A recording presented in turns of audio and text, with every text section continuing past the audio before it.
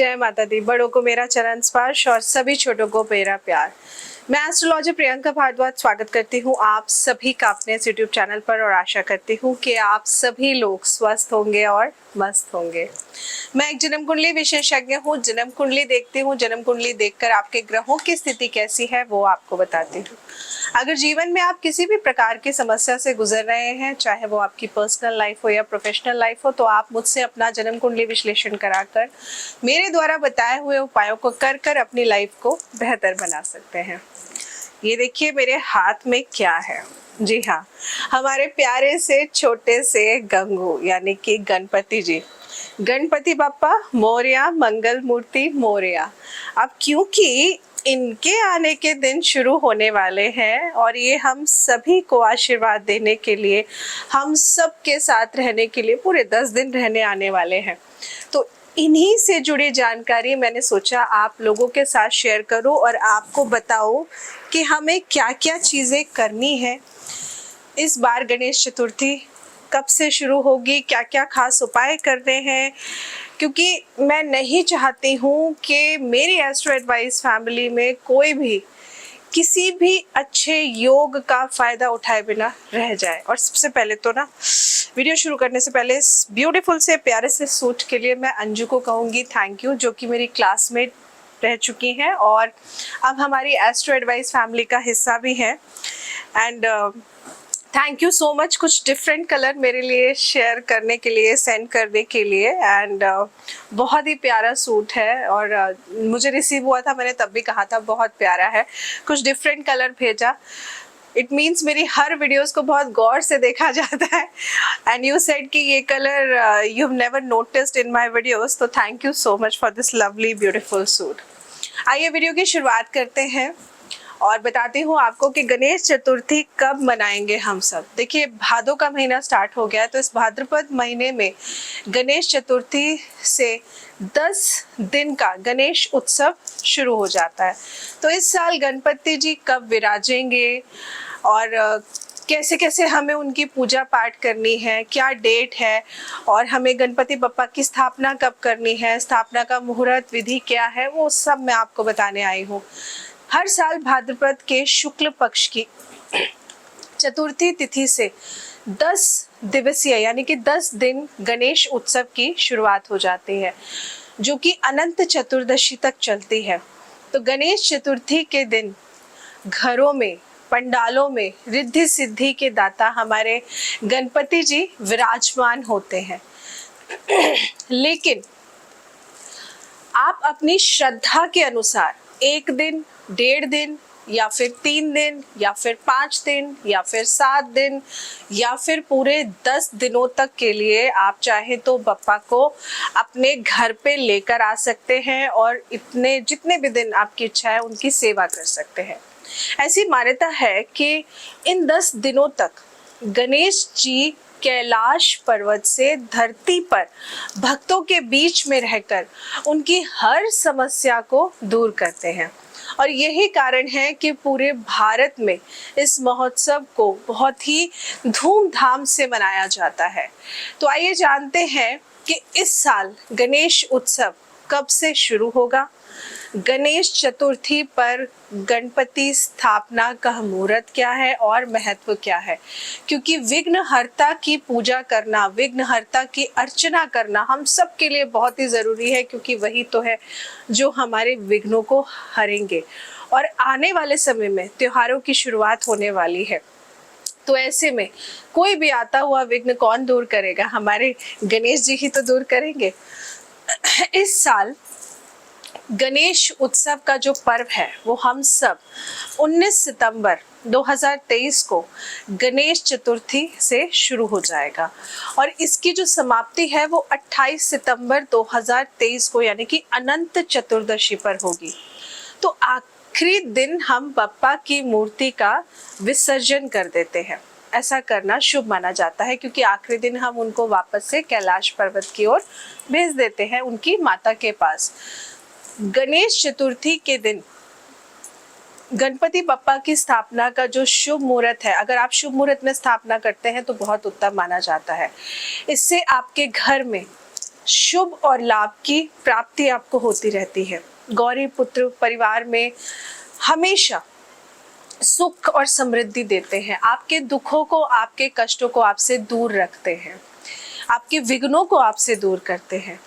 तो इस बार भाद्रपद महीने के शुक्ल पक्ष की चतुर्थी तिथि यानी कि 18 सितंबर 2023 दोपहर 12:40 का जो समय है, मैं आपको कहूँगी भाद्रपद शुक्ल पक्ष की चतुर्थी तिथि शुरू हो जाएगी और समाप्त होगी 19 सितंबर को दोपहर 1:40 पे। तो ऐसे में गणेश स्थापना का जो शुभ समय रहेगा वो 11:07 से लेकर के 1:30 तक का रहेगा 19 सितंबर का। तो 19 तारीख को ये बहुत ही शुभ मुहूर्त है जब आप अपने बप्पा की स्थापना कर सकते हैं। गणेश चतुर्थी की पूजा की विधि क्या है वो अब मैं आप सबको बताती हूँ। बहुत ही छोटी सी खास विधि है, मुझे लगता है हम सब अपने घर में रेगुलर पूजा में भी इस विधि का यूज करके, इसी विधि को करके हम अपने भगवान को प्रसन्न करते हैं। गणेश चतुर्थी पर गणपति स्थापना से पहले अपने पूजा स्थल को अच्छी तरह से साफ कर लेना चाहिए।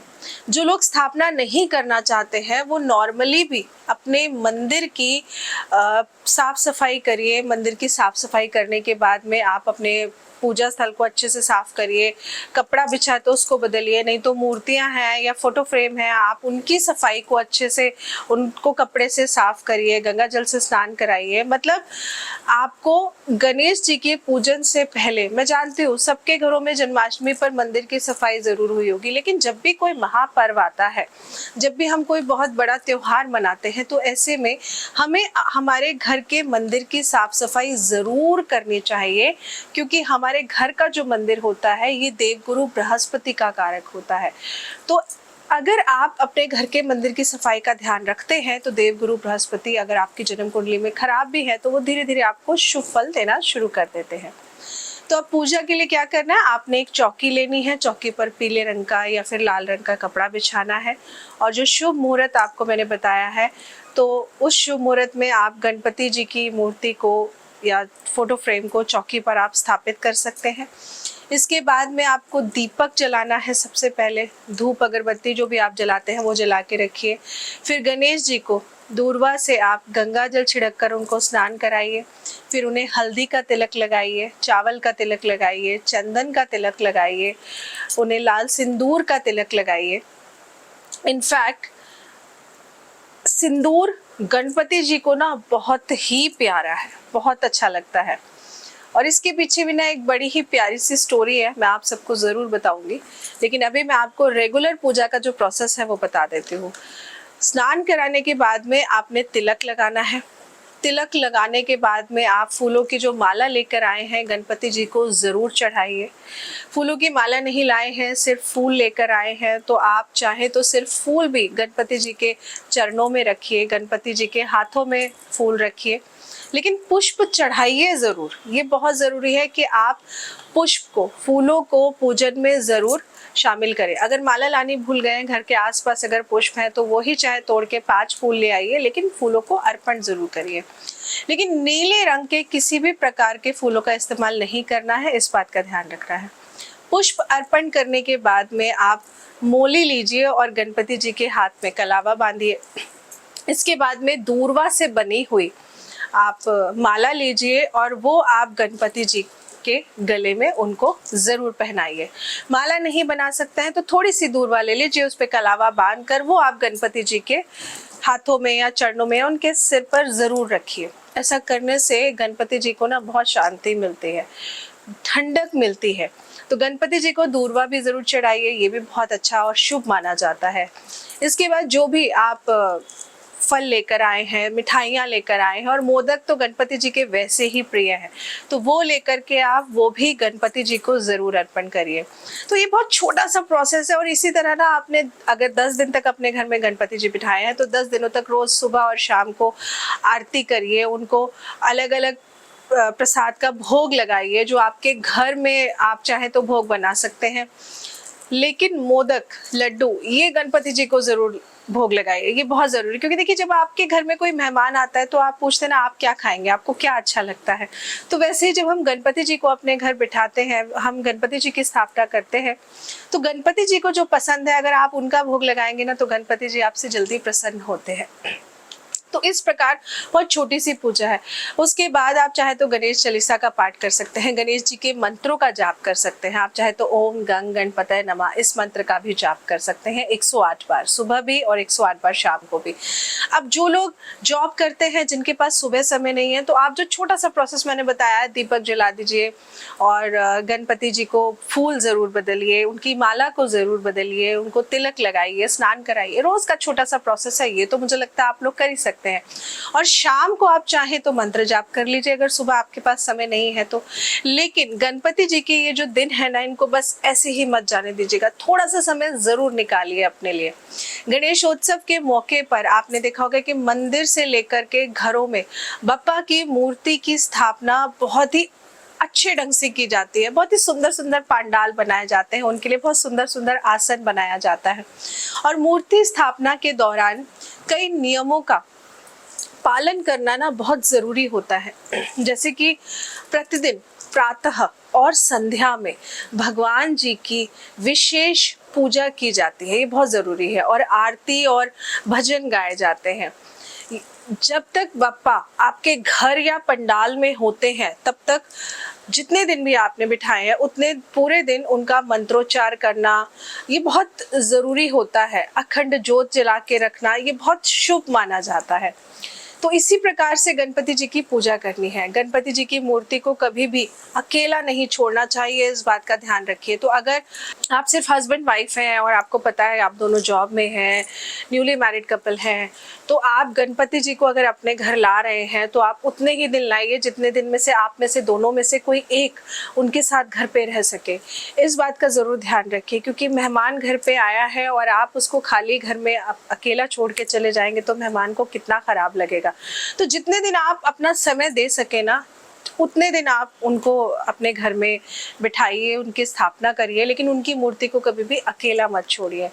हमेशा कोई ना कोई एक शख्स उस स्थान पर ज़रूर होना चाहिए जहाँ पर मूर्ति की स्थापना होती है।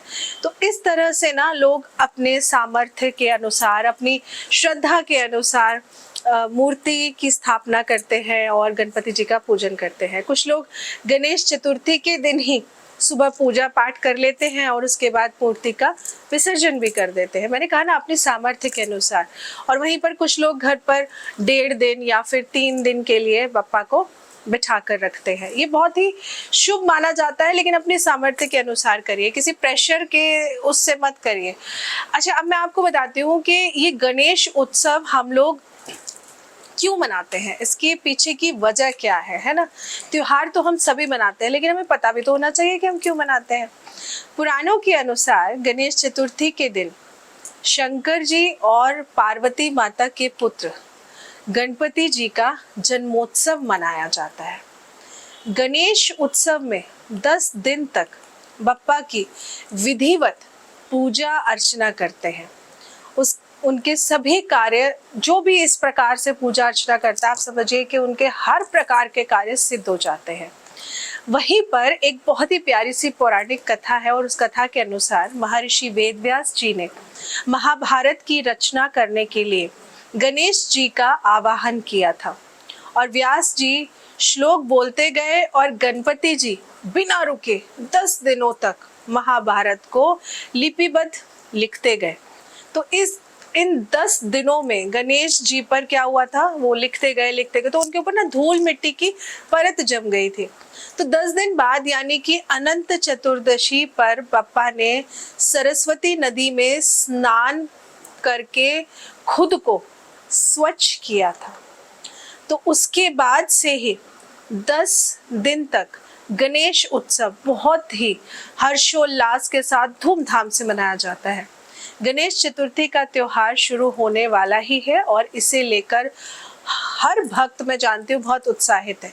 तो गणेश चतुर्थी पर हर भक्त बप्पा को प्रसन्न करने के लिए, उनका आशीर्वाद प्राप्त करने के लिए अलग अलग तरीके के उपाय भी करते हैं। तो इस दिन आप गणेश जी को पूजा में ध्यान से सुनिए, लाल रंग का सिंदूर जरूर अर्पण करिएगा।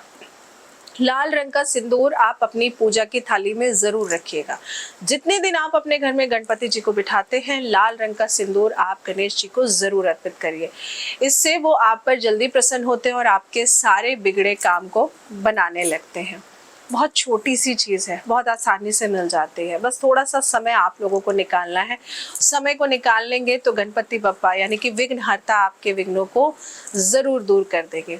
तो ये एक छोटा सा प्रोसेस और मुहूर्त जो मैंने आपको बताया है, आप इस मुहूर्त से इस मुहूर्त पर और इस प्रोसेस के साथ, मैंने बहुत सिंपल सा प्रोसेस बताया है कि अगर आप ज़्यादा कुछ नहीं कर सकते, एक छोटा सा प्रोसेस कर ले, तो उस प्रोसेस से भी आप देखेंगे कि गणेश जी की पूजा का फल आपको पूर्णतः जरूर मिलेगा।